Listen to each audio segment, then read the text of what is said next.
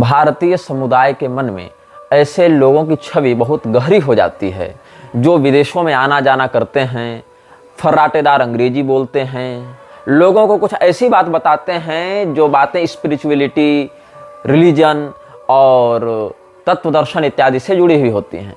लेकिन भारतीयों के परंपरागत अध्ययन, परंपरागत सांप्रदायिक व्यवस्था का विध्वंस बहुत विकृत माध्यम से होने के कारण, बहुत अधिक विकृति आने के कारण उनको यह समझ में नहीं आता कि जिन लोगों को हम अपना आदर्श मान रहे हैं वो किन संस्थाओं के लिए, किन उद्देश्यों से, किन षड्यंत्रों के आधार पर कार्य कर रहे हैं।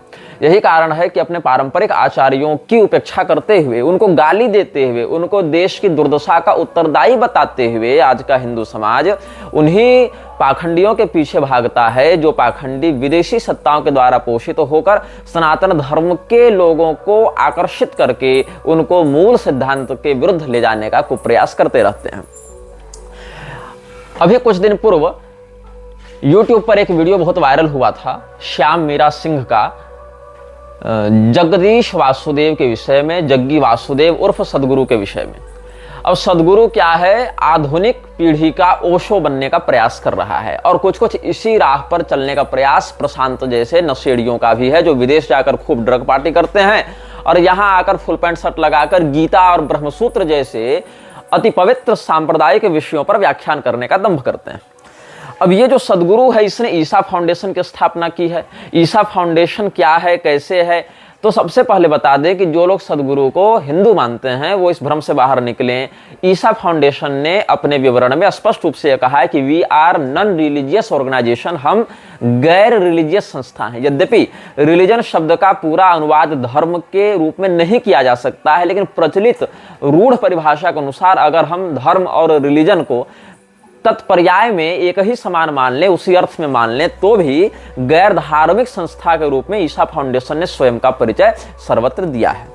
आप एक बात गौर करेंगे कि जो भी व्यक्ति कोई संस्थागत निर्माण को लेकर ऐसे अभियानों को बढ़ाता है उसके संस्थागत अभियानों में एक कॉर्पोरेट विचारधारा रहती है, एक प्रोफेशनल दिखने की विचारधारा रहती है, जैसे कि कोई कंपनी हो और उस कंपनी के आप कस्टमर हो और वो सर्विस सप्लायर्स हैं, आपको एक सर्विस प्रोवाइड कर रहे हैं, आप उनके उपभोक्ता हैं और वो आपका उसी प्रकार से दर्शन करके उसी दृष्टिकोण से आपसे व्यवहार करेंगे। यही कारण है कि आप चाहे आर्ट ऑफ लिविंग में चले जाएं, चाहे आप ब्रह्मा कुमारी में चले जाएं, चाहे आप ईसा फाउंडेशन में चले जाएं या ऐसी अलग अलग जो एनजीओगत संस्थाएं हैं, वो सारी संस्थाएं, फाउंडेशंस, एनजीओ, सोसाइटी, ये सब प्रोफेशनल तरीके से दिखने का प्रयास करते हुए एक पूरी कॉर्पोरेट व्यवस्था का अनुकरण करते हैं। एक हेडक्वार्टर्स होगा, एक ट्रस्ट बनेगा, ट्रस्ट में ट्रस्टी होंगे, उसकी पूरी डोनेशन ऑडिट्स होंगे, उसमें बहुत से कर्मचारी होंगे, कर्मचारियों का रहन सहन पहनावा बिल्कुल प्रोफेशनल होगा। आप वहां जाएंगे तो लगेगा ये तो बड़े अनुशासित लोग हैं, बड़े व्यवस्थित लोग हैं,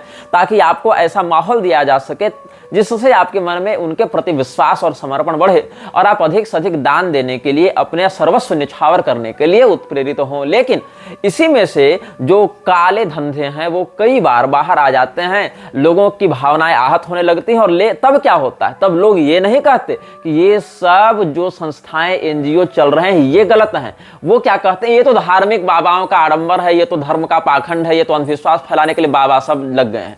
तो ये सारा पाखंड कर कौन रहे हैं, जो धार्मिक नहीं है, जो धर्म विरुद्ध पाखंडी एनजीओ बनाकर चल रहे हैं, वो सारा प्रपंच कर रहे हैं। लेकिन बदनामी किसकी हो रही है, उन मूर्खों के द्वारा बदनामी की जा रही है पूरे सनातन धर्म की।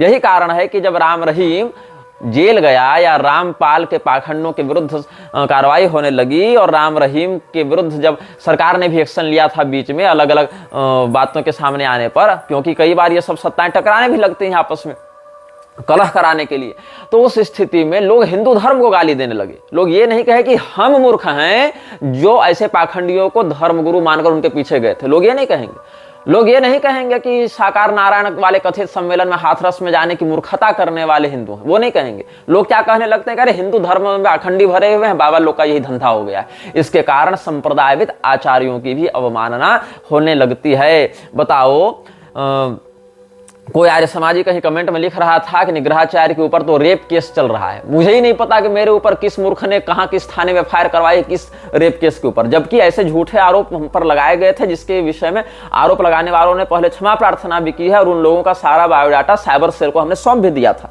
उसी समय के। देखो ऐसी ऐसी बातें चल रही हैं, अप्रामाणिक बात है, इसको अपने डाटाबेस में तुम एंट्री कर लेना कि ऐसी बातें चल रही हैं। तो जो आरोप प्रत्यारोप है वो एक भिन्न विषय है, लेकिन जो सिद्ध बातें हैं उनमें भिन्न विषय होता है। बदनामी फिर भी सनातन धर्म से जुड़े लोगों की होती है। राम रहीम जब जेल गया था उस समय मैं कामाख्या से यात्रा कर रहा था रांची की, और बीच में सिलीगुड़ी जलपाईगुड़ी में मुझे गाड़ी बदलनी थी, वहां मैं रुका था। तो कई लोग मेरा उपहास कर रहे थे ये कहकर कि देखो देखो ये सब बाबा लोग तो पाखंडी ढोंगी बलात्कारी होते हैं, जबकि मेरा वैसा न आचरण है न धर्म का वैसा अनुशासन है। ये तो पाखंडियों ने भ्रम किया है, पाखंडियों ने मूर्खता फैलाई है, और शास्त्रीय परंपरा से अनभिज्ञ लोग उन्हीं के पीछे पीछे जाकर दौड़कर उनको अपना गुरु मानकर उनको डोनेशन दे रहे हैं। ऐसी स्थिति में जब उनके काले कारनामे सामने आते हैं तो ये सारे लोग बिलबिला उठते हैं, भड़क जाते हैं और धर्म को ही गाली देने लगते हैं, अंधविश्वासी हमें कहने लगते हैं, अंधविश्वास का प्रोत्साहक कहने लगते हैं। अस्तु, श्याम मीरा सिंह हो या कामदेव जैसे पत्रकार हो, हम इन लोगों से व्यक्तिगत रूप से संबंधित नहीं है, न हम इनको जानते हैं, न इनके किसी उद्देश्य से हम संज्ञान रखते हैं, उद्देश्य का संज्ञान रखते हैं। लेकिन जो बातें ये कह रहे हैं वो बातें बहुत हद तक तथ्यात्मक भी हैं और ऐसी संस्थाओं में ये सब गतिविधियां होती भी हैं। हाँ, कोई बात आज सामने आती है, कोई 10 साल बाद सामने आती है, अलग विषय है।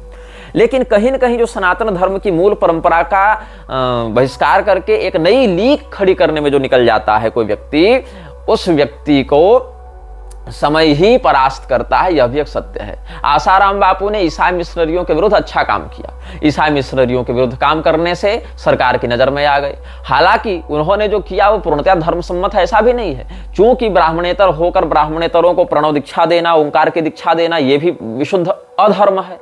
साथ ही अपने नाम की आशा रामायण निकलवाकर स्वयं को ही भगवान के जैसा पूजवाने लग गए, घर घर में उनके फोटो लगाकर लोग धूप दीप दिखाने लगे।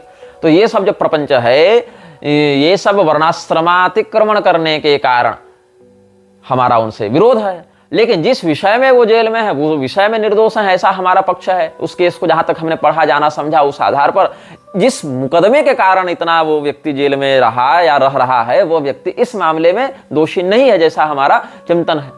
लेकिन ऐसा भी नहीं है कि इसका अर्थ हम सनातन धर्म के अनुसार उनको मान लें, क्योंकि प्रणव दीक्षा अनधिकृतों को देना, अनधिकृत होकर देना, साथ ही अपने नाम के रामायण छाप देना, अपने नाम की चालीसाएं निकालना, अपने व्यक्ति पूजा के बात को शिष्यों में प्रसारित करने लगना, बड़े बड़े जुलूस में होली खेलना, और ये सब जो बहुत से स्टेज पर हुआ करते थे ना काम वहां पर, तो इन सब बातों से हमारा विरोध है। ये सब सांप्रदायिक दृष्टि से सनातन धर्म की मूल परंपरा में नहीं आते हैं, बल्कि उसकी परंपरा के विरुद्ध ही जाते हैं। तो सदगुरु या जग्गी वासुदेव जो इसका नाम प्रचलित है, उसका विरोध आज के वामपंथी बहुत करते हैं, आज के लिबरल्स बहुत करते हैं। लेकिन ये लिबरल और वामपंथी ये नहीं जान पाते कि दरअसल ये तो उन्हीं के पार्टी का व्यक्ति है। ये इनको लगता है ये हिंदू धर्म का प्रचार कर रहा है, जबकि ऐसा नहीं है।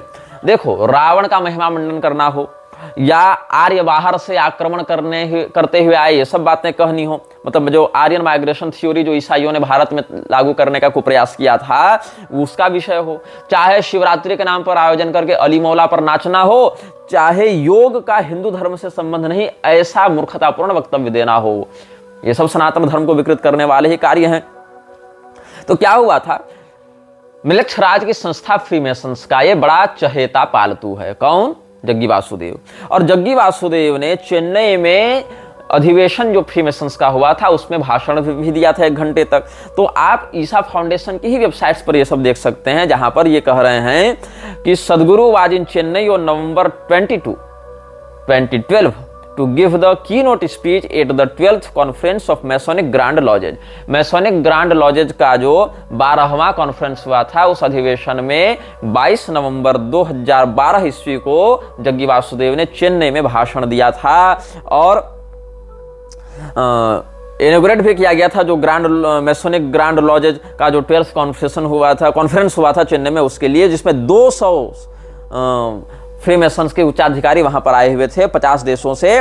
तो क्या कहता है ये कि फ्रीमेसन्स का वैश्विक शांति निर्माण में क्या योगदान है, इस विषय पर हम चर्चा करेंगे। जबकि विश्व की शांति को भंग करने के लिए ही मृक्षराज कार्य कर रहा है, क्योंकि शांति रहेगी तो कलह नहीं होगा, कलह नहीं होगा तो कलिपुरुष दुर्बल होगा। इसीलिए कलिपुरुष को उन्नत बनाने के लिए कलह की आवश्यकता है, कलह के लिए फ्रीमेसन्स, इल्यूमिनाती इत्यादि की आवश्यकता है। तो क्या कहते हैं ये लोग, over 200 highly placed members of the Freemason society from over 50 countries participated in the conference which sought to explore the role of Freemasonry in universal peacekeeping, one world religion, new world order इत्यादि अवधारणाओं को खुलेआम support करने वाला यह जो जग्गी वासुदेव है, ये फ्रीमेसनरी की इसी विचारधारा को, न्यू वर्ल्ड ऑर्डर को, एजेंडा को विकसित करने में, सफल बनाने में लगा हुआ है। और जैसे अमेरिका हो या अलग अलग इस प्रकार के मिशनरी पोषित देश हों, उनके लिए कार्य करने वाली संस्थाएं हों, वो जिस प्रकार का कार्य अपने क्षेत्र में कर रहे हैं, भारत में भी ये व्यक्ति कॉन मैन, जिसको हम कहना चाहेंगे, जो कि एक छद्म रूप अलग बनाता है, कार्य कुछ और करता है और यहां पर वही करने में लगा हुआ है। इसकी पत्नी, जिसका नाम विजया या विजी भी ये लोग कहते हैं, उसकी मृत्यु संदिग्ध अवस्थाओं में हुई थी और मृत्यु से जुड़े हुए बहुत विवाद हैं जो आपको ऑनलाइन भी प्राप्त हो जाएंगे। तो क्या हुआ था कि कोयम्बटूर में 2018 में इसने महादेव की एक प्रतिमा आदि योगी के नाम से स्थापित की। ये व्यक्ति भगवान महादेव को भगवान नहीं मानता है। तुम लोगों को लगता है ना कि शिव जी का बड़ा भक्त है, नहीं, इसके लिए शिव जी कौन है? इसने कहा था कि शिव जी तो 15,000 साल पहले उत्पन्न हुए एक कबीलाई थे, और ये सब मोदी की उपस्थिति में ये सब ने कहा था। तो ये जो है एक ऐसी बकवास किया कि शिवजी मात्र 15,000 साल पहले शिव नाम का कोई व्यक्ति था जो कि योग का आश्रय लेकर आदि योगी बन गया। सबसे पहले उसी ने योग का आश्रय लिया और इतनी बड़ी शक्तियों से युक्त हो गया। मतलब है शिव जी को परमात्मा नहीं मानते, परब्रह्म नहीं मानते। भगवान महादेव का जो वेदों में स्वरूप वर्णित है, पुराणों में स्वरूप वर्णित है, आगमों में स्वरूप वर्णित है, या उन वेद पुराण आगमों के वेत्ता आचार्यों के ग्रंथों में जो उनका स्वरूप वर्णित है, वो ये नहीं मानता। ये क्या मानता है कि शिव नाम के, जैसे अमीश त्रिपाठी इत्यादि ने बकवास नहीं लिखी थी शिव कबीला और विष्णु कबीला करके, तो ये सब कबीलाई मानसिकता के लोग हैं। ये कहते थे कि 15,000 साल पहले शिव नाम का एक व्यक्ति हुआ था जिसने योग मार्ग का आश्रय लेकर, योग की खोज करके, योग मार्ग का आश्रय लेकर दिव्य शक्तियों से स्वयं को युक्त कर लिया, और वही हमारे आदि योगी शिव हैं। तो शिव जी की जो बड़ी प्रतिमा इसने लगवाई, वो भी संपूर्ण प्रतिमा नहीं, खंडित प्रतिमा इसने लगवाई। वो जो बड़ी 118 फीट की मूर्ति नहीं लगवा रखी है इसने, तो या उतने ही कुछ ऊंचाई है उसकी। तो ये जो आदि योगी की प्रतिमा एक टूरिस्ट प्लेस इसने बना दी, और टूरिस्ट प्लेस में जाकर लोग ये खिंचवा रहे हैं, फोटो सेल्फी ले रहे हैं, और बड़े बड़े वहां आयोजन किए जा रहे हैं, और उनको पता ही नहीं कि ऐसी अप्रतिष्ठित अशास्त्रीय प्रतिमा जो ब्रह्म राक्षसाविष्ट होती है, जो अशास्त्रीय विधि से प्रतिष्ठित प्रतिमा होती है, या जो अप्रतिष्ठित प्रतिमा होती है, या जो लक्षण रहिता प्रतिमा होती है, ऐसी उन सब प्रतिमाओं में ब्रह्म राक्षसों का वास होने लगता है। बताओ, भगवान महादेव की आराधना करने से पहले स्ववर्णानुसार त्रिपुंड धारण का विधान है। बिना भस्म त्रिपुंड्रेण बिना रुद्राक्षमालया, ये सब शास्त्र अनुशासित वर्णित करते हैं। भगवान महादेव के भक्त छोड़ो, भगवान महादेव को ही इस धूर्त ने त्रिपुंड विरहित कर दिया, त्रिपुंड हटा दिया, केवल एक टीका लगा दिया। जैसे स्वयं सफेद रंग का टीका नहीं लगाता है, उसी प्रकार का एक टीका, वो भी टीका ज्योति की लौ के समान है टीका। हालांकि वेणु पत्र दलाकार भी होता है तिलक, लेकिन शिवजी के लिए त्रिपुंड का ही शास्त्रीय विधान है। और उसके भाई कई सारे प्रभेद हैं त्रिपुंड में, कहीं स्कांद मत है, कहीं शैव मत है, कहीं शाक्त मत है, ये सब भी, कहीं वर्तुलाकार बीच में ज्योति ये करते हैं, शक्ति प्रतिष्ठा करते हैं। वो शक्ति की ज्योति जो है वो त्रिपुंड के मध्य अवस्थित होती है, जिसको ब्रह्म ज्योति कहा जाता है। लेकिन ब्रह्म ज्योति अलग है और अनाम वृक्ष की जो सोल ऑफ फ्लेम है वो अलग है। तो ये जो ब्रह्म ज्योति की स्थापना करते हैं, रक्त वर्तुलाकार ज्योति की, वो ये नहीं धारण करता है, अपितु इसने त्रिपुंड ही हटा दिया शिवजी के मस्तक से। त्रिपुंड हटा दो, सर्पाहार हटा दो, ये सब जितने भी सर्प भुजंगादि आभरण हैं भगवान के वो हटा दो, और बाद में सर्प पूजा करवाओ अलग से। एक अलग नाटक है इसका। सर्प पूजा के नाम से, नाग पूजा के नाम से और भी आसुरी शक्तियों की आराधना ये करवा रहा है। अभी इसका माथा भी फटते फटते बचा था, ब्रेन सर्जरी इसकी हुई थी ना, यही सब उपद्रव करने के कारण। तो क्या कहा था इसने कि Shiva is a mortal, Shiv ji एक मरण धर्मा, मतलब मृत्युंजय को मरणशील बता रहा था कि Shiva is a मॉर्टल born 15,000 years ago. ये इसने बयान जारी किया था जब इसने कोयम्बटूर में वो आदि योगी की प्रतिमा का अनावरण किया था, और कहा कि ये तो आदि योगी है, सबसे पहले योग की डिस्कवरी इन्हीं ने की थी। तो क्या हुआ, इसको पद्म विभूषण दिया गया है। ये सब जितने वीपी नायडू और मोदी, अमित शाह और रामनाथ कोविंद, ये सब जितने लोग हैं सब इसी के आगे पीछे डोलते रहते हैं, वोट बैंक के चक्कर में, कॉर्पोरेट्स के चक्कर में, पैसा के चक्कर में, फंडिंग के चक्कर में, इंटरनेशनल रिलेशंस के चक्कर में। ये सब क्या होते हैं? रविशंकर है, जग्गी वासुदेव है, इससे पहले चंद्रा स्वामी था। ये सब पावर ब्रोकर्स होते हैं। ये सब साधु संत नहीं है, धर्मात्मा नहीं है, ये सब पावर ब्रोकर्स हैं। अलग अलग देशों में अपने अनुयायी बनाकर, कॉर्पोरेट्स में, सॉफ्टवेयर्स में, एनजीओ में, बड़े बड़े संस्थानों में अपने लोगों को घुसाकर ये लोग सत्ता को परोक्षतः नियंत्रित करते हैं। और जब दो देशों में कोई डील होनी होती है, जब दो व्यापारियों में कोई डील होनी होती है, तब क्या होता है? ये पावर ब्रोकर्स का काम करते हैं वहां पर। ये इनका वास्तविक स्वरूप है। तो क्या हुआ? सरकार ने इसको पद्म विभूषण दे रखा है ताकि लोगों के मन में इसकी प्रतिष्ठा बढ़े। सरकार का क्या है? कांग्रेस की सरकार आई तो हिंदू देवी देवताओं के नंगी तस्वीर बनाने वाले एमएफ हुसैन को पद्म विभूषण दे दिया। मोदी सरकार आई, भाजपा की सरकार आई तो हिंदुओं के ऊपर गोली चलवाने वाले मुलायम सिंह को पद्म विभूषण दे दिया। लेकिन वही मुलायम सिंह को वोट देने वाले हिंदुओं को गाली दी जाती है, लेकिन मुलायम सिंह को पद्म विभूषण देने वाले मोदी को हिंदू हृदय सम्राट दिखाया जाता है। तो ये दोगलई है ना, ये नेताओं की दोगलई है, ये जनता की दोगलई है, ये मूर्खों की दोगलई है, ये सब बातें होती हैं। तो 9 अक्टूबर 2022 को नाग प्रतिष्ठा का इसने नाटक किया था। नाग प्रतिष्ठा में भी जो नाग का जो चित्र है, नाग का जो विग्रह है, प्रतिमा है, वो भी आधी अधूरी है। आधी इधर दिखेगी, फिर पीछे धंसी है, फिर आगे दिखेगी, ताकि एक एस्थेटिक दिखाया जा सके माहौल की कोई दिव्य है, एंटिक है, प्राचीन है, कोई रहस्यमय विद्या ये बता रहा है। ये क्या कहता है कि हम चामुंडी हिल गए थे, जो मैसूर में चामुंडी पहाड़ी है, वहां पर गए थे और वहां पर एक विशेष पत्थर पर बैठकर अपनी साधना तपस्या करते थे, तो उसी स्थान पर हमको सिद्धि प्राप्त हुई थी। जैसे मूसा के जीवन में नहीं बताया जाता कि भेड़ बकरी चराते हुए पहाड़ पर गया, वहीं पर इसको यहोवा का साक्षात्कार हुआ और यहोवा ने उसी पहाड़ पर इसको ज्ञान दिया। बस इसी प्रकार से चामुंडी हिल वाला भी एक बना के रखा हुआ है और वैसे ही गडेरियापना दिखाता है। तो 23 सितंबर 1982 को हमको इनलाइटेंड किया गया था चामुंडी हिल पर, ऐसा ही व्यक्ति दावा करता है। इंडियन एक्सप्रेस का समाचार 10 अक्टूबर का छपा था कोयम्बटूर से ही, जब इसकी पत्नी की मृत्यु हुई थी। तो क्या लिखता है Indian Express? After a surfeit of scandals relating to fake governments, yet another ashram from Coimbatore is in the limelight with Jaggi Vasudev alias Jagdish of Isha Yoga Ashram at Poondi near here being charged with the murder of his wife Viji alias Vijay Kumari. According to the police, T.S. Gangana of Bangalore, Vijay's father, has complained to the Bangalore City Police suspecting foul play in the death of his daughter Vijay, who was married to Jaggi. The complainant said that his daughter had left him last on June 15, 96, and that he had received a message on January 23, 97 from Jaggi saying that Vijay was no more. Gangana had also reportedly said that despite requests, Jaggi has hurriedly cremated the body on January 24, even before he could rush from Bangalore. He has also said that burning the body was not the custom in their community. Jaggi had seemingly chosen this method for disposing the mortal remains of Vijay. Gangana suspects Jaggi of having done Vijay to death. Gangana suspects Jaggi of having done Vijay to death to facilitate his illicit relationship with an other inmate of the ashram. ये लगभग हम समझते हैं कि 30 साल पुरानी, 28 साल पुरानी प्रति है, 29 साल पुरानी लगभग है ये पेपर कटिंग, इससे थोड़ी धुंधली लग रही है।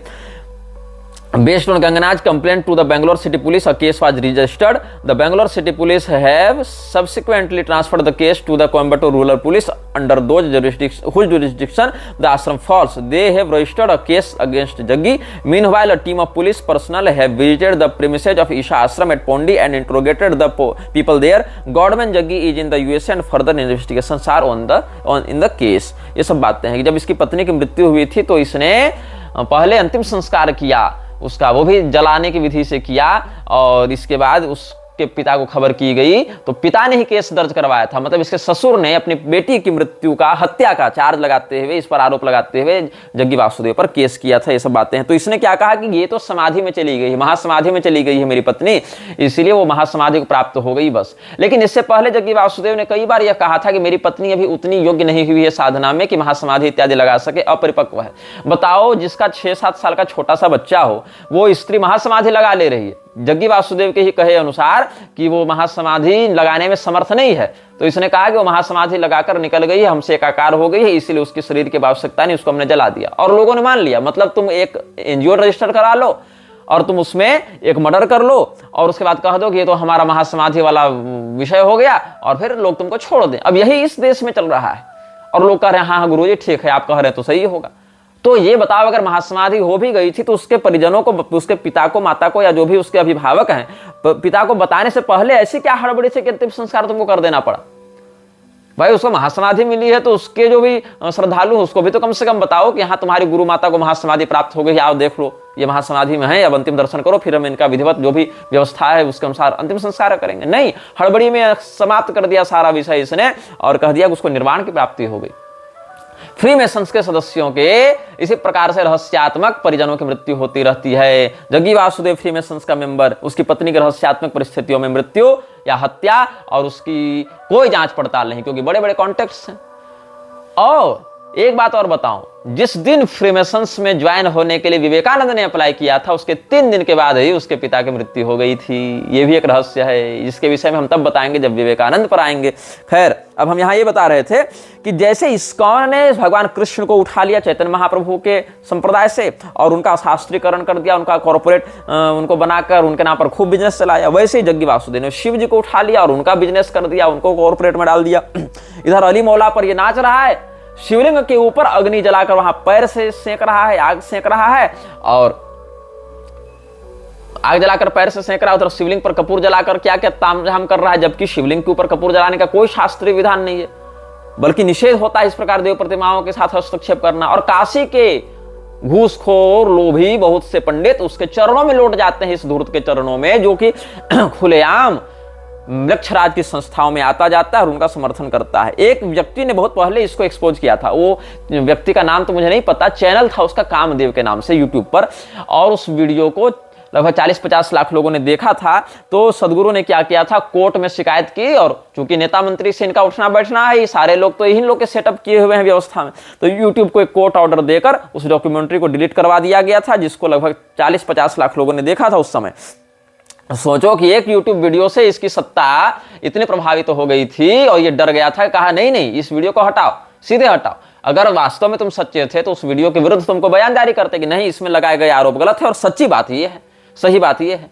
जैसे कि आजकल बहुत से लोग दुष्प्रचार नहीं कर रहे हैं हमारा, ये तो अपनी शादी में खुद ही पंडित बनकर विवाह कराने लगा क्योंकि सबको सबसे अधिक ज्ञानी स्वयं को मानता है। अरे मूर्खों, विवाह में जो शास्त्रीय परंपरा है उसमें बहुत से मंत्र वर को पढ़ने होते हैं, बहुत सी कन्या को पढ़ने होते हैं, बहुत से कन्या के पिता को पढ़ने होते हैं, लेकिन चूंकि दूल्हा दुल्हन या दूल्हे के माता पिता, दुल्हन के माता पिता अब वेद मंत्रों में उतने अधिकारी नहीं बचे, या फिर उनका ज्ञान नहीं है पढ़ने का, इसीलिए पुरोहित जी उन मंत्रों को उनके बदले प्रतिनिधिक रूप में पढ़ते रहते हैं, दूल्हा वाला भी, दुल्हन वाला भी, माता पिता वाला भी, और कहते हैं ऐसा ऐसा करते जाओ।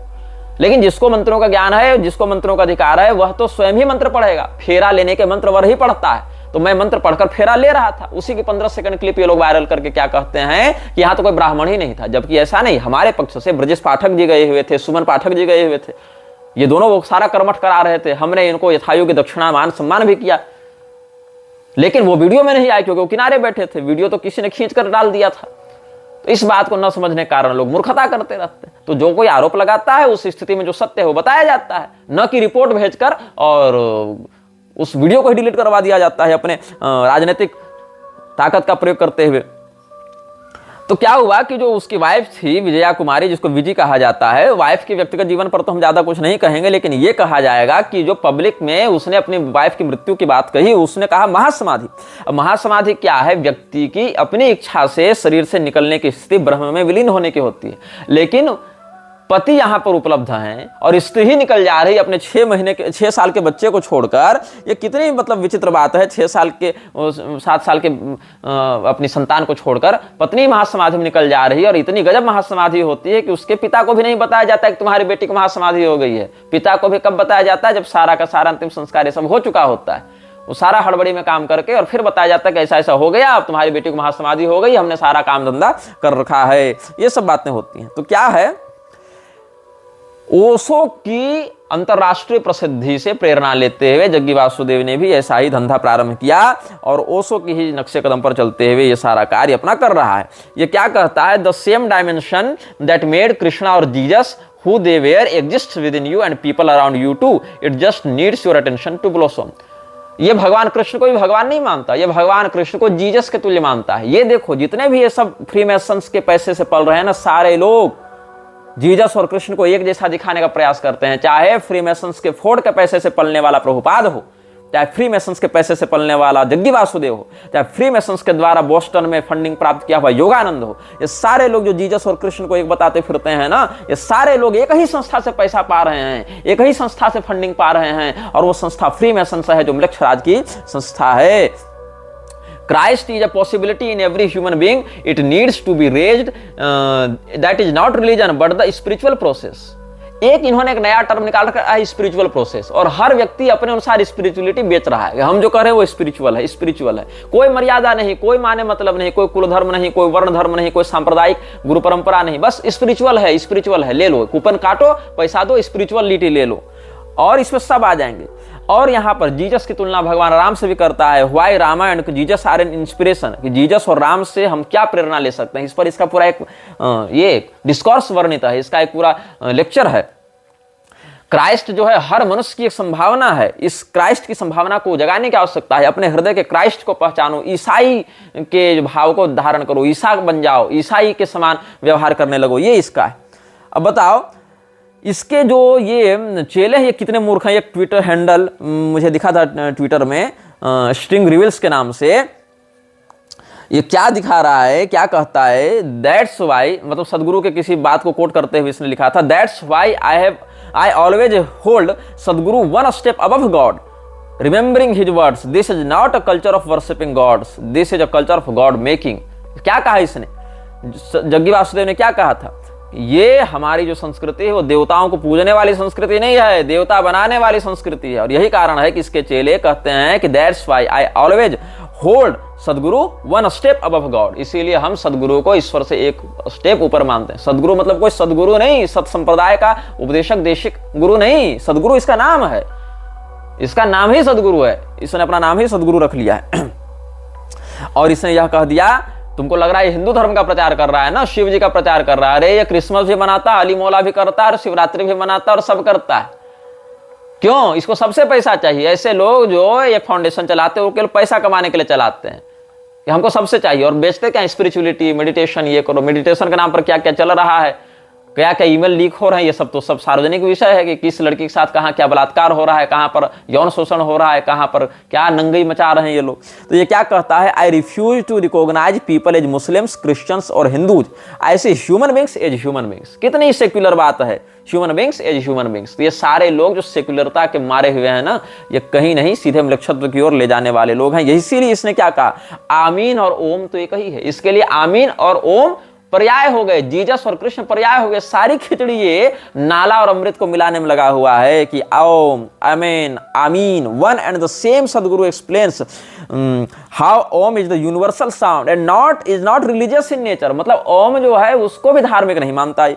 सदगुरु explains that yoga is a technology and religion has nothing to do with it. Yoga is Hindu just the way gravity is Christian. इसने कहा कि ग्रेविटी की परिभाषा, ग्रेविटी का विश्लेषण न्यूटन ने किया, ग्रेविटी का सूत्र न्यूटन ने दिया, तो क्या हम ग्रेविटी को क्रिश्चियन कह दें? वो तो एक यूनिवर्सल लॉ है। वैसे योग जो है वो यूनिवर्सल टेक्नोलॉजी है, उसको हम हिंदू नहीं कह सकते। लेकिन ये बताओ, जिन बातों को, गुरुत्वाकर्षण की जिन बातों को, ग्रेविटी की जिन बातों को न्यूटन ने बताया, क्या क्रिश्चियन जगत उन बातों को क्रिश्चियन रिलीजियस रेगुलेशंस में गिन रहा है?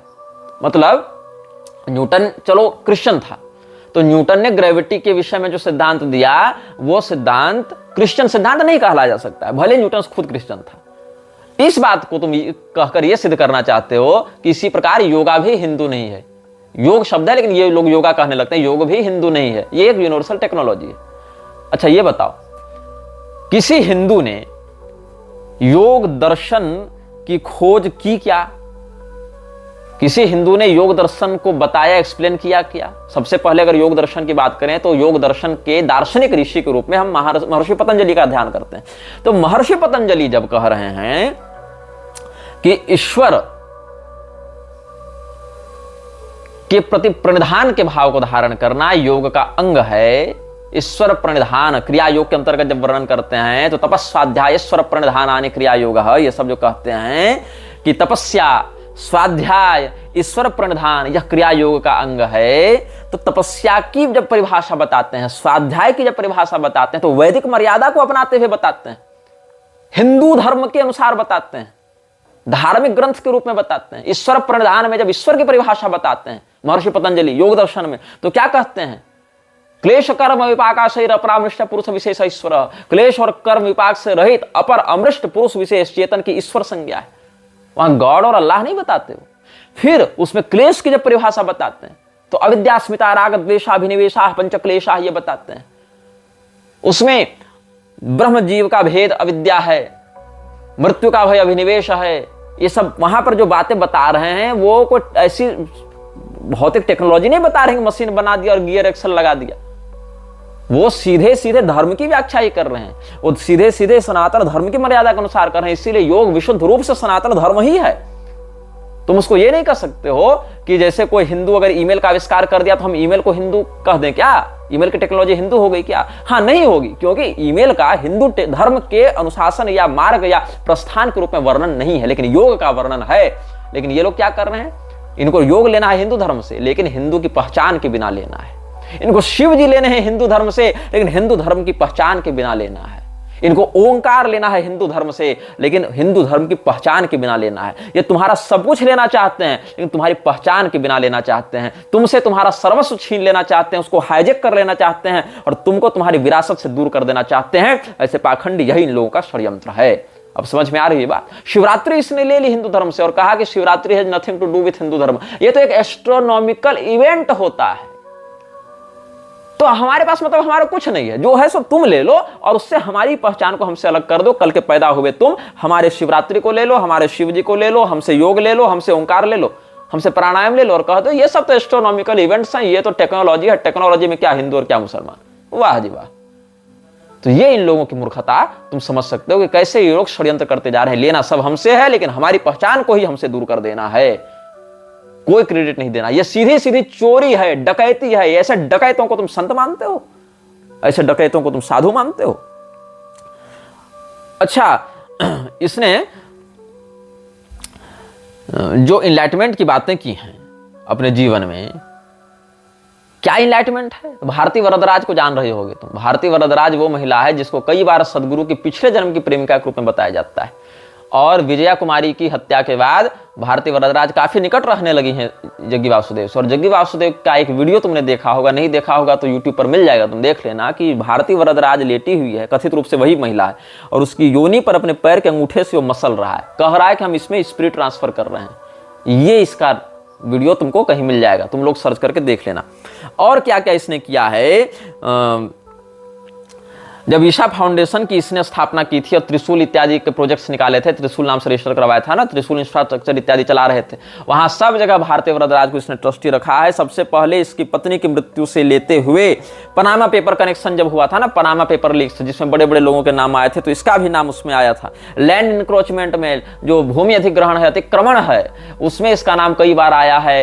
कैसे जंगल की जमीन को हड़प कर और लोगों की जमीन को हड़प कर वहां पर अवैध निर्माण करके इसने पूरे संगठन को खड़ा किया है। इसके विषय में बहुत कुछ आपको ऑनलाइन सामग्रियां प्राप्त हो जाएंगी। कितने सारे क्रिमिनल केसेज इसके और इसके लोगों के ऊपर चल रहे हैं, जिसमें एक बड़ा वायरल हुआ था जब एक पॉक्सो एक्ट लगाया गया था एक डॉक्टर पर, जिसने 12 आदिवासी लड़कियों का मोलेस्टेशन किया था। इस प्रकार से इसने फिर फाइनेंशियल जो इरेगुलरिटीज हैं इसके संस्थान में, जो वित्तीय अनियमितताएं हैं, उनको लेकर भी कहां से कितना पैसा आ रहा है, कहां जा रहा है, पता ही नहीं चल रहा है। कावेरी बचाओ आंदोलन के नाम पर पैसे आ जा रहे हैं, तो वृक्षारोपण के नाम पर पैसे आ जा रहे हैं, सेफ सॉइल कैंपेन के नाम पर पैसे आ जा रहे हैं, तो मिट्टी के नाम पर, नदी के नाम पर, पेड़ों के नाम पर, पहाड़ों के नाम पर पैसा ले रहा है। और उस पैसे का क्या हो रहा है, इसका जो ऑडिट है वो भी संदिग्ध पता नहीं हो रहा है। उसके बाद साइंस के नाम पर बकवास कह रहा है कि हम मरकरी को रूम टेम्परेचर पर सॉलिडिफाई कर देंगे, ये भी एक अलग बकवास चल रही है। जितने भी पर्व त्योहार वो एस्ट्रोनॉमिकल इवेंट है, और एस्ट्रोनॉमिकल इवेंट तो ब्रह्मांडीय होता है, उसका धर्म से कोई संबंध नहीं है। मतलब हिंदू लोग नहीं कर सकते, वो सब दावा किया हमारा विषय है। अगर न्यूटन ने ग्रेविटी के विषय में कुछ कहा और न्यूटन क्रिश्चियन था, मात्र इसी से हम ग्रेविटी को नहीं कह सकते हैं कि क्रिश्चियन है, तो क्रिश्चियन वो कैसे बना? क्रिश्चियन वो क्राइस्ट के वर्णन करता बाइबल के अनुसार बना होगा ना। तो बाइबल में अगर किसी बात का वर्णन है तब तो उसको मानोगे ना क्रिश्चियन है जी। अब बाइबल में ग्रेविटी नहीं है, इसीलिए ग्रेविटी को क्रिश्चियन तुम नहीं कह सकते हो। लेकिन हिंदू धर्म के शास्त्रों में तो योग का वर्णन है, हिंदू धर्म की परंपरा के अनुसार उसका वर्णन है। योग दर्शन एक हिंदू धर्मशास्त्र है, उसके रचयिता, उसके उपदेशक महर्षि पतंजलि एक आर्य सनातन वैदिक हिंदू थे और हिंदू धर्म के अनुसार ही उन्होंने सारी बातें बताई हैं।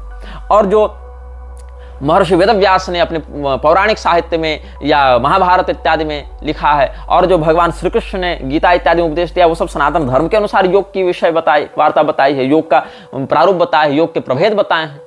तो ये सब क्या है? सनातन धर्म के धर्म ग्रंथों में वर्णित धार्मिक विषय हैं।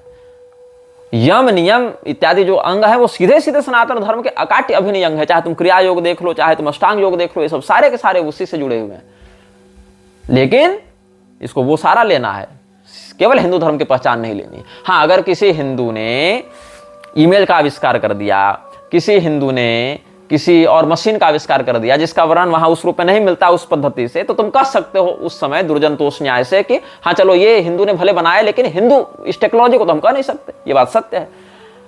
लेकिन जिस बात का वर्णन कुरान में है, जिस बात का वर्णन बाइबल में, उसको ईसाई या इस्लामी ही तो कहोगे, उसके अनुसार चलने वाली बात को। तो फिर सनातन धर्म के वेदों में वर्णित जो योग शिखोपनिषद है वो किसका है? बाइबल का है क्या? कुरान का है क्या? वो तो हिंदू धर्म का है ना। योग चूड़ामणि, हर्ष योग प्रतिपिका, ये सब कहाँ के? हिंदू धर्म के हैं। घेरंड संहिता, ये सब कहाँ का है? गोरक्षनाथ जी ने योग मार्ग का उपदेश सनातन धर्म के अनुसार किया है। सिद्ध सिद्धांत पद्धति सनातन धर्म का ग्रंथ है। तो ये सब जो योग मार्ग के हैं, मत्स्येंद्रनाथ जी की मत्स्येंद्र संहिता, ये सब कहाँ का है? ये सब सनातन धर्म के मान्य वेद, पुराण, शास्त्र, स्मृति, ये सब है दर्शन। ये तो तुम वहां से उसको पहचान अलग कर रहे हो, तो तुम सीधे सीधे उसकी हत्या कर रहे हो, उसकी जड़ को काट कर उसके पत्तों को सींचने का तुम प्रयास कर रहे हो ना। अब जितने भी ये सब बातें कहता है सदगुरु, उसमें केवल फराटेदार अंग्रेजी, घूमे फिराई बातें और पैसा लाओ पैसा लाओ पैसा लाओ, ये सब करते हुए कई सारी संस्थाएं इसने बना रखी हैं अपने फंडिंग को डाइवर्ट करने के लिए, अलग अलग संस्थाओं में फंडिंग डालने के लिए। जिसमें क्या क्या है? एक है त्रिशूल शेल्टर्स प्राइवेट लिमिटेड, जिसमें मौमिता सेन शर्मा, पुनीत नंदा, स्वामीनाथन वेलिंगिरी, भारती वरदराज, राधे जग्गी, रुक्मिणी कार्तिकेयन, ये सब ट्रस्टी हैं। फिर ईशा बिजनेस प्राइवेट लिमिटेड है, जिसमें विनोद हरि और भोजराजन राजेश, चंदर, अरुल ज्योति, ये सब नाम है। रुक्मिणी कार्तिकेयन, पलानी नाथन, रविचंद्रन, कौगलूर, इलया कुमार, अरुणगिरी, भारती वरदराज, ये सब है। भारती वरदराज लगभग सब में है।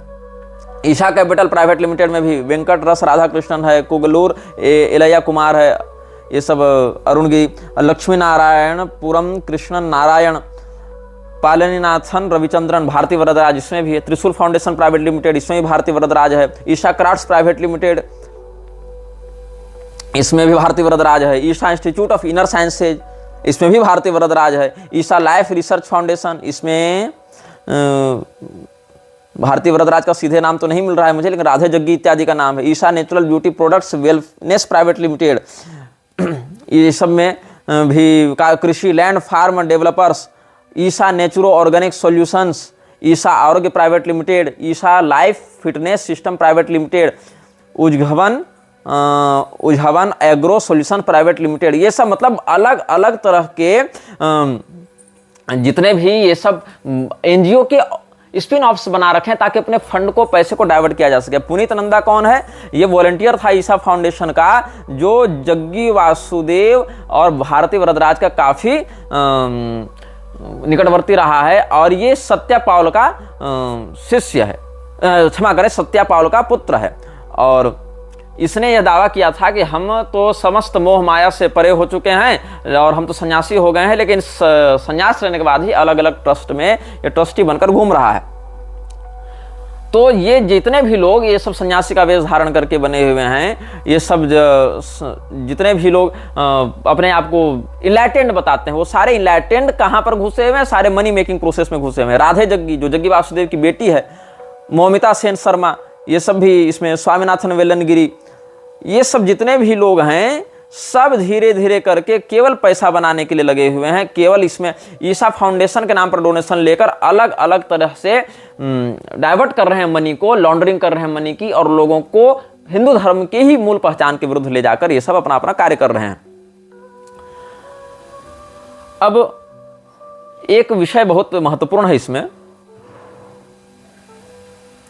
ऋषि प्रभाकर नाम का एक व्यक्ति आता है जो महर्षि महेश योगी का चेला था। महर्षि का चेला तो ऋषि कम से कम होगा ही, तो गुरु महर्षि था इसका, जो उड़ना सिखाता नहीं था, जिसके विषय में CIA वाला लेटर जो हमने सार्वजनिक किया था कि जो ये लोग वर्ल्ड पीस ऑर्गेनाइजेशन के आधार पर काम करना चाह रहे थे कि हम लोग पूरे विश्व में शांति फैलाएंगे और लोगों को उड़ना सिखाएंगे और अपनी ध्यान शक्ति से अपराध को कम कर देंगे। तो वही महर्षि महेश योगी का जो चेला था ऋषि प्रभाकर, उसके विचारों को चुराकर व्यक्त करने का आरोप लगता है जग्गी वासुदेव पर।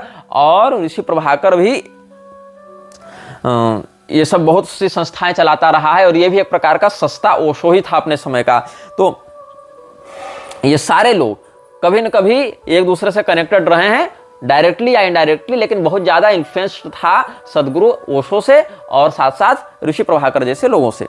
अब इसमें जो न्यूज लॉन्ड्री करके एक वेबसाइट है, न्यूज लॉन्ड्री में बहुत कुछ आपको प्रमाण के साथ बातें मिल जाएंगी, जिसमें तमिलनाडु की गवर्नमेंट के द्वारा जो HSCA है ना, हिल एरिया कंजर्वेशन अथॉरिटी, जो पहाड़ी क्षेत्रों की संरक्षण वृत्ति को धारण करने वाली संस्था है, तो वहां पर HSCA के बिना अनुमति के कैसे ईशा फाउंडेशन की इसने नींव डाली थी जंगली क्षेत्रों में लोगों को ये दिखाने के लिए हम तो वनवासी हैं, तपस्वी हैं और बड़े बड़े कॉर्पोरेट्स खड़े किए हैं। इसके विषय में बहुत से यहाँ पर डॉक्यूमेंट्स उपलब्ध हैं। तो ये सारे डॉक्यूमेंट्स भी हम धीरे धीरे करके अपने वीडियो में अटैच करने का प्रयास करेंगे कि कैसे कैसे कब कब कौन कौन तारीख को HSCA का नोटिस ये सब भेजा गया है, कि कैसे जंगल की कितनी जमीनों को इसने हड़पा है, जमीन के जो इनक्रोचमेंट के जो नोटिसेज हैं वो सब इसको कैसे भेजे गए हैं, ये सारी बातें यहाँ पर हम आपको सप्रमाण एक एक नोटिस का वर्णन करेंगे और सारे कुछ हम अपने वीडियो में ही अटैच करेंगे। कैसे अपने कॉर्पोरेट को बढ़ाने के लिए इसने सारे नियम कानूनों को ताक में रखा। अगर तुम सरकार की बात भी मानते हो,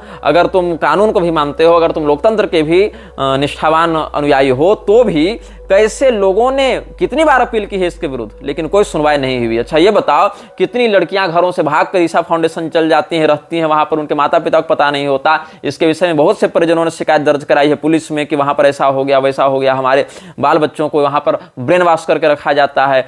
हालांकि जो ईशा फाउंडेशन वो बार बार ऐसे आरोपों से इनकार करता है, कोई थोड़े कहेगा कि हाँ हम कर रहे हैं ऐसा, लेकिन जो वहां के जुड़े हुए लोग हैं, जो वहां से एफिलिएटेड लोग हैं, वही सब ये सब बातें सामने बताते रहते हैं। लेकिन चूंकि नेता मंत्री इत्यादि से इतनी निकटता इस व्यक्ति की है कि, और फ्रीमेसन्स का इतना चहेता है कि जो भी व्यक्ति इसके खिलाफ जाने का प्रयास करता है उसका या तो मुंह बंद करा दिया जाता है अस्थायी रूप से, या फिर परमानेंट ही उसको समाप्त कर दिया जाता है। अब जो जग्गी वासुदेव है वो अपनी पैशाचिक शक्तियों को जागृत करने के लिए सदैव अशास्त्रीय विधि से ही कार्य करता रहता है। अशास्त्रीय विधि में अग्नि के ऊपर पैर सेकना, भगवान शिव के शिवलिंग को बनाकर उसके ऊपर कपूर जला देना, शिवरात्रि के नाम पर जो आयोजन करता है ये आदि योगी वाले कथित मूर्ति के आगे वहां शिव जी के स्वरूप में लाते हुए ये त्रिपुंड रहित भुजंगाभरण रहित भगवान महादेव को आधे अधूरे विग्रह में स्थापित करता है। या तो शिवलिंग के रूप में विधिवत रखो, या तो विधिवत साकार प्रतिमा के रूप में रखो। ये मनमानी करते हुए लोगों को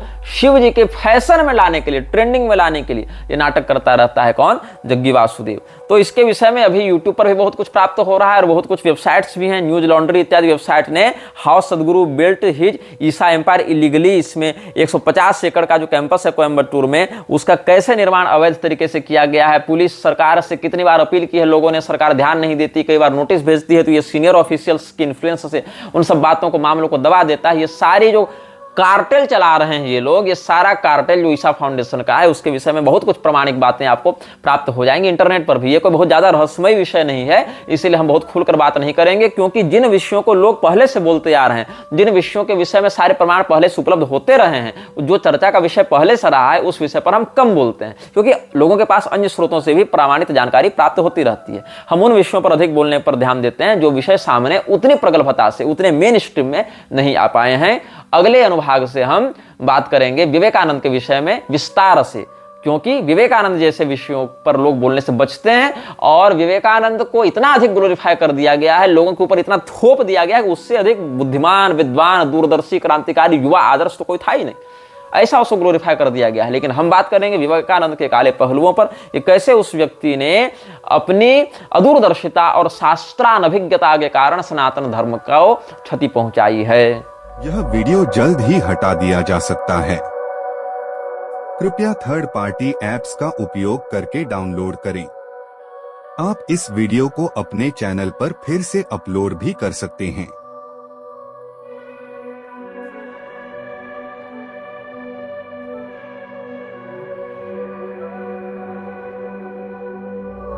This video may get deleted soon. Please download using third-party apps. You may also re-upload this video on your channels.